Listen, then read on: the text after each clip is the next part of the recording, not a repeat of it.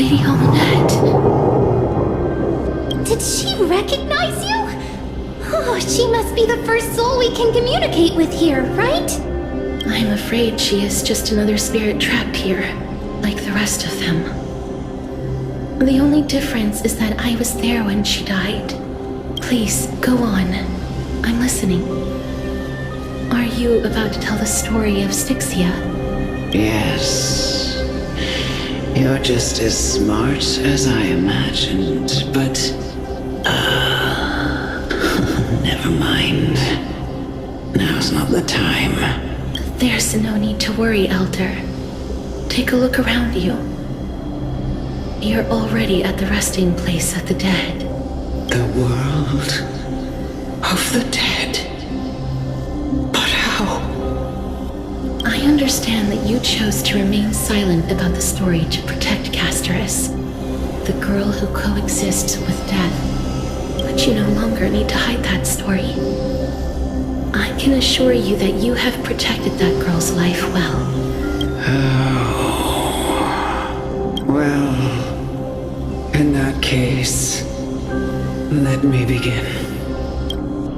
Styxia, the pearl of the ocean, plagued by unwarranted calamity and ravaged by death in the fairy tale. It was the first city-state to shift their faith towards death, even before Idonia did. From where you stand now, I suppose that's a bit hard to believe. Right? Indeed. I cannot imagine that those from the era Chrysia, blessed with eternal life, could ever yearn for death. I have pondered the same question, child. But I am afraid there is no clear answer to it. Journeys and epics are only glorious and magnificent because all things eventually fade to dust. That's how someone once explained to me why death isn't necessary to the world. But I still can't take that as the final answer.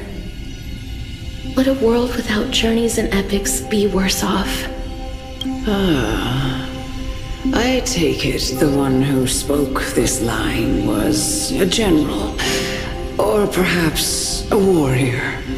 I, however, did find some inspiration in these words.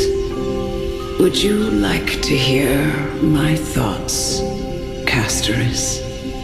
Please enlighten me, Lady Amunet. Though I have already made up my mind on how to handle the authority and core flame of death. Your words might truly guide me toward the path forward. You and I are neither warriors nor generals. Therefore, journeys and epics cannot truly resonate with us. But what if I reframe it like this? What if love is not a trait bestowed upon mortals by Nestia, but a blessing from death? Love. No one ever invented the word cherish in the era when life was eternal. For all the good things in the world could be revisited endlessly, and every bond formed carried no risk of being severed. The so-called era Chrysia was an age devoid of both virtue and sin. People did not truly live. They simply existed, going through the motions without passion or purpose, then waiting for something to happen. Perhaps the people of Styxia chose to embrace death not out of fascination with its cruel and fearsome side, but instead became fixated and obsessed with the impulses and desires tied to a finite existence. Therefore, death is not a thing of fear and desperation, but... That's right, Castorice. It is the reason we shed tears when parting ways, and also the original spark that ignited the passion of mortals. If you truly intend to deprive the world of death, then be prepared to witness it return to a state of stagnation. I understand, Lady Amunet. Our limited lifespan shapes all that we know and love. Not even the Death Titan has the right to take that away from humankind again. Nestia's love was the chrysalis of Gold's first blessing, but it most likely wasn't understood by mankind. We only learned to interpret this wonderful gift after Thanatos' arrival. If the world was bereft of death, then the Queen of Styxia wouldn't have played midwife in delivering me into this world.